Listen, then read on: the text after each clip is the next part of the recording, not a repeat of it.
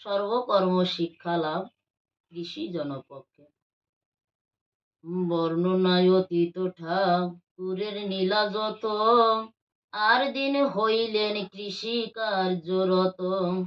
সফলা নগরী প্রভু যবে কইল বাস, ক্রমে ক্রমে ঈশ্বরত্ব হইল প্রকাশ। একদিন শুভ দিন রজনী প্রভাত, তিন ভাই তিন ডাক ছাড়ে প্রভু কোথা বিশ্বনাথ।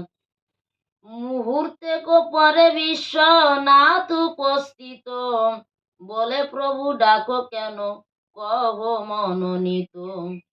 সকল বিস্ময় মানি আর্চার যোগ নিল, কোথা হতে ডাকিল বা কোথা হতে এলো। বহুদিন বিশ্বনাথ হল দেশান্তরী, শুনিয়াছি বৃন্দাবনে হয়েছে ভিখারি। বিশ্বনাথ নিকটে কহেন হরিচাঁদ, ওরে বিষে আমার হয়েছে এক সাধ। বসিয়া বসিয়া বৃথা গত হলো কাল, আয় মোরা একদিন চাষ করি হাল।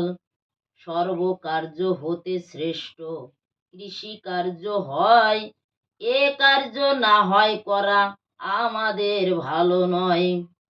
একদিন হাল ধরি আর না ধরিব, বলরাম ভক্ত মোরা আজ হতে হব।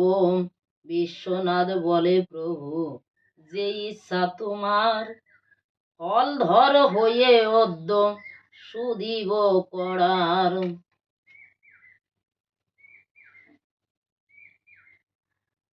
হালুয়ারা হাল ধরে হাসি কয়ে কথা, ভালো হলো অদ্য পাবো লাঙ্গলের গাথা। প্রভু বলে পাবো হাল মোরা গিয়া লই, আজ মোরা সবে গিয়া ফল ধর হই। সর্বকর্ম করা ভালো কৃষি জনপক্ষে, গৃহস্থের করা ভালো সর্বকার্য শিক্ষে। মোরা জোগাল দেয় তারা, মোরা জোগাল দেয় তারা নিষ্হাল। মোরা আজ হাল ধরি তোরা দে জোগাল। এত বলি মহাপ্রভু নিজে হাল নিল, বিশ্বনাথ এক হাল স্কন্ধেতে করিল। গৃহের গরু যত বাহির করিয়া, ধেনু বৎস বলদ লইল চালাইয়া। এক বন্ধ জমি 2 বিঘা পরিমাণ, বহুদিন সে জমিতে নাহি হয় ধান। সব জমি মধ্য হতে নোনা উথলিয়া, বুনাইলে ধান্য যায় করাটে হইয়া। 4 বর্ষ সে জমিতে হাল চাষ নাই, সে জমি চাষ করতে লাগিল গোসাই। লোকে বলে এ জমিতে ধান্য নাহি ফলে, বৃথা পরিশ্রম প্রভু করবা কি বলে। এত শুনি হাসি মুখে কহেন গোসাই, অফলা জমিতে আমি সুফল ফলাই। যশবন্ত পুত্র আমি নাম হরিচাঁদ, এবার করিব যত পতিত আবাদ। এদেশে আবাদি তোরা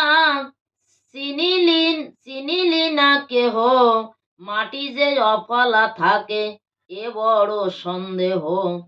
পতিত আবাদ জন্য আশা এদেশেতে, কি ফল ফলিবে টের পাবি ভবিষ্যতে।